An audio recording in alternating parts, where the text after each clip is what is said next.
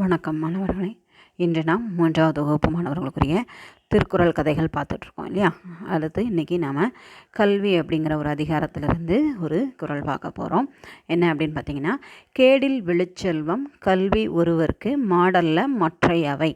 கேடில் விழுச்செல்வம் கல்வி ஒருவருக்கு மாடல்ல மற்றையவை.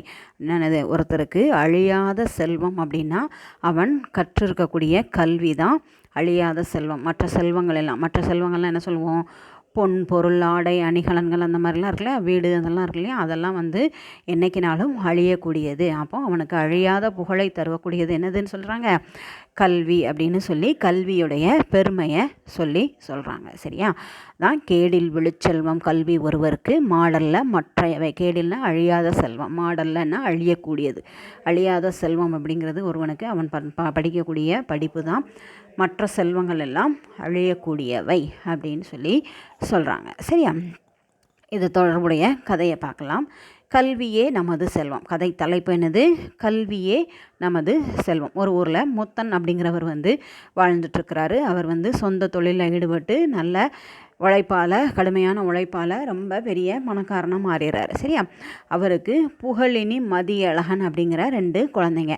அந்த பிள்ளைங்களுக்கு கல்விக்கு ஃபஸ்ட்டு இது கொடுக்குறாம என்ன பண்ணாங்க, தொழிலில் ஈடுபடுத்துறதுக்கு என்ன தன்னோட வியாபாரத்துக்கு உதவியாக வச்சுக்கலாம் அப்படின்னு சொல்லிட்டு அந்த புகழினியையும் மதியழகனையும் இது பண்ணணும்னு நினைக்கிறாரு. ஆனால் அந்த பசங்க தந்தையோடைய இதை புரிஞ்சுக்கிட்டு அவங்களுடைய ஆலோசனை மீறி என்ன பண்ணுறாங்க, படிப்பில் கவனம் செலுத்துகிறாங்க. சரியா, ஆனால் அவங்க அப்பாவுக்கு படிப்பில் அந்த அளவுக்கு பெரிய ஆர்வம் கிடையாது. அதனால் வியாபாரத்தில் இருக்கணும் அப்படின்னு சொல்லிட்டு என்ன பண்ணுறாரு, வியாபாரத்தில் கண்ணுங்கருத்தமாக இருக்கிறாரு.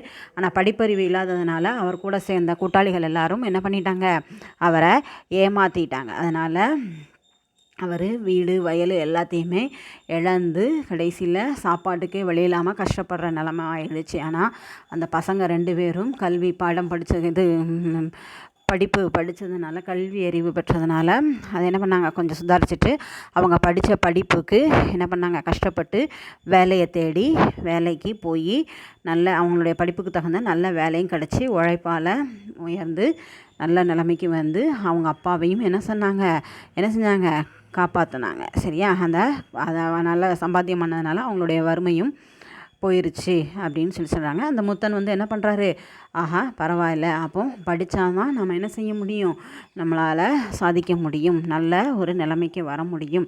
நம்மளுக்கு படிப்பறிவு இல்லாதனால தான் நம்மளை என்ன செஞ்சிட்டாங்க, கூட உள்ளவங்கெல்லாம் ஏமாற்றிட்டாங்க அப்படின்னு அந்த கல்வியுடைய முக்கியத்துவத்தை அவர் புரிஞ்சுக்கிட்டு அவர் தன்னை இவ்வளோ நாள் படிக்காட்டினாலும் பரவாயில்லன்னு நினச்சிட்டு இருந்தார் இல்லையா, அந்த ஒரு கருத்தை என்ன செஞ்சுக்கிட்டாரு, மாற்றிக்கிட்டாரு அப்படின்னு சொல்லி சொல்கிறாங்க. அதுதான் கல்வியே நமது செல்வம் அப்படிங்கிற கதையாகும். சரியா, இப்போது திருக்குறளை நல்லா வாசிச்சு பாருங்கள், அதனுடைய தொடர்புடைய கருப்பொருளையும் வாசிச்சுப்பார், கதையையும் நன்றாக வாசிச்சுப்பார். சரியா, நன்றி மாணவர்களே.